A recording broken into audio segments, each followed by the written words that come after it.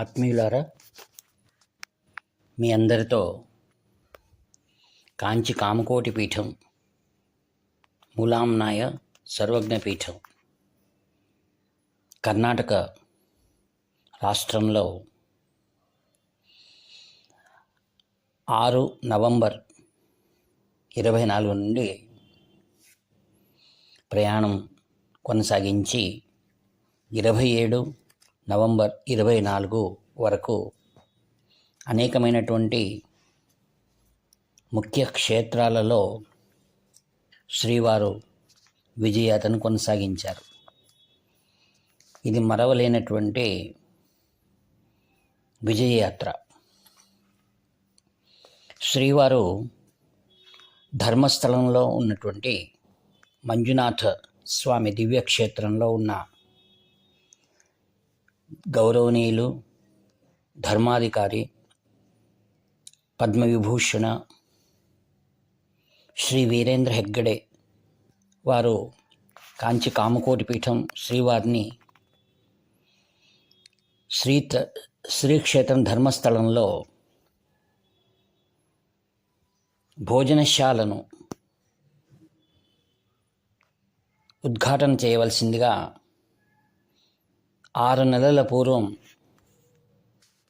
వారిని అత్యంత శ్రద్ధతో భక్తితో ప్రార్థించుకున్నారు. శ్రీవారు అనేక కార్యక్రమాలు ఉన్నందువలన వాటినన్నింటినీ కూడా పక్కన పెట్టి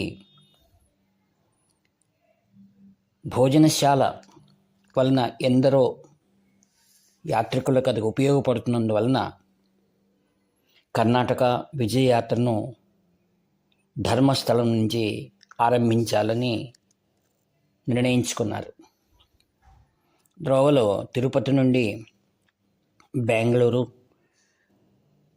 నుండి హాసన్కి వచ్చారు.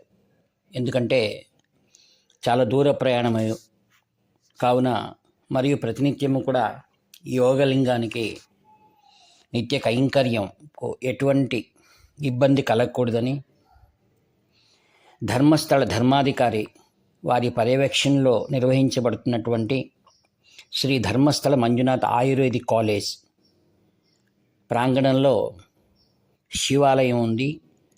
ఆ శివాలయం ప్రాంతంలోనే ధర్మస్థలం వారు ఏర్పాటు చేసినటువంటి ఏర్పాట్లు చాలా వైభవంగా ఉన్నాయి. ఆ ప్రాంతంలో శ్రీవారు 2 రోజులు విడిది చేసి తర్వాత అక్కడి నుండి ధర్మస్థలంగా వేయించేశారు. ధర్మస్థలంలో కార్తీక సోమవారం విశేషమైనందువలన అక్కడ కూడా ప్రతినిత్యము కూడా చాలా విశాలమైనటువంటి వసంత మహల్ అనేటువంటి భవంతి ధర్మస్థల మంజునాథ స్వామివారి దేవాలయానికి అతి సమీపంలో ఉన్నటువంటి ఆ యొక్క వసంత మహల్లో శ్రీవారు విడిది చేశారు. అక్కడ ప్రతినిత్యము కూడా ఎందరో భక్తులు వచ్చి శ్రీవారు చేస్తున్నటువంటి ఆ యోగలింగం యొక్క అర్చన పూజాది కార్యక్రమాల్లో పాల్గొనడం జరిగింది. ప్రతినిత్యం కూడా ఎన్నో కార్యక్రమాలు ఉన్నా కూడా శ్రీ వీరేంద్ర హెగ్గడే గారి కుటుంబ సభ్యులందరూ కూడా అభిషేకాది పూజా కార్యక్రమాల్లో పాల్గొనడం జరిగింది. ఇక్కడ మీకు మనవి చేయడం ఏంటంటే, ధర్మస్థలంలో శ్రీ వీరేంద్ర హెగ్గడే గారిని ధర్మాధికారి అని ఉన్నతమైనటువంటి గొప్ప గౌరవాలు వారికి ఉన్నాయి. ప్రతినిత్యం కూడా ధర్మస్థానానికి వచ్చినటువంటి భక్తులందరూ కూడా వేల సంఖ్యలో ఉదయం నుండి సాయంకాలం వరకు కూడా ధర్మాధికారి వీరేంద్ర హెగ్గడే గారిని దర్శించుకొని ఆయన ఆశీస్సులు పొందేటువంటిది ఎన్నో వందల సంవత్సరాలుగా జరుగుతుంది. వారిని సాక్షాత్తు మంజునాథుని యొక్క స్వరూపమే అని ఆ ప్రాంత ప్రజలందరూ కూడా విశ్వసిస్తారు. కావున ఆయనకి ఎంతో విరామం లేనటువంటి సమయం కూడా ఆయన వచ్చి శ్రీవారి యొక్క పూజా కైంకర్యాలను చూసి చాలా ఆనందపడ్డారు. తర్వాత గురువారం నాడు శుభదినంలో గురు పుష్యయోగం, ఆ రోజు శుభదినం నాడు శ్రీవారు ఆ యొక్క భోజనశాలకు ప్రారంభోత్సవం చేశారు. ఆ యొక్క ప్రారంభోత్సవ సందర్భంలో దీపారాధన చేయడం, తరువాత వేల సంఖ్యలో భక్తులు వచ్చి శ్రీవారిని దర్శించుకోవడం జరిగింది. ఆ యొక్క ధర్మస్థల మంజునాథ దేవస్థానంలో శ్రీవారి యొక్క ఆశీర్వాదం వలన నేను కూడా అక్కడ ప్రతిరోజు కూడా ధర్మస్థలం మంజునాథుని యొక్క మహిమను మరియు కాంచి కామకోటి పీఠం యొక్క వైభవాన్ని ప్రాంతీయ భాష అండ్ కన్నడ భాషలో తెలియజేయడం జరిగింది. వైభవంగా జరిగినటువంటి ఆ యొక్క ప్రారంభోత్సవ కార్యక్రమాలు మరియు అదే రోజు సామాజిక కార్యక్రమాలు నిర్వహించడానికని కేంద్ర ప్రభుత్వం నుంచి గౌరవనీయులు ఆర్థిక శాఖ మంత్రిని శ్రీమతి నిర్మలా సీతారామన్ గారు మరియు రాష్ట్ర ప్రభుత్వం యొక్క అనేకమైన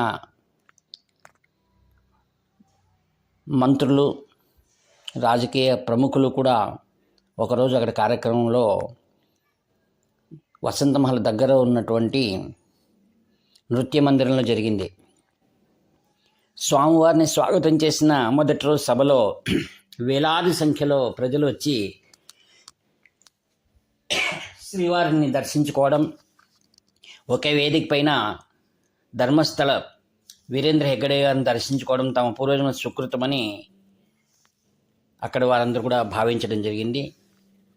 అనేక పత్రికలు మరియు మీడియా వారు చాలా వైభవంగా అనేక పత్రికల్లో కంచి కామకోటి పీఠం యొక్క విశేషాలను చాలా చక్కగా రచించడం జరిగింది.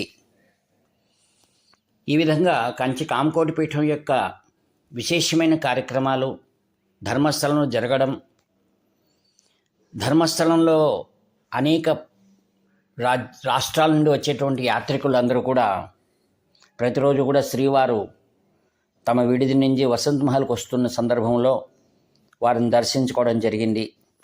ఈ విధంగా కాంచి కామకోటి పీఠం గురించి చాలామందికి తెలియడం జరిగిందనమాట.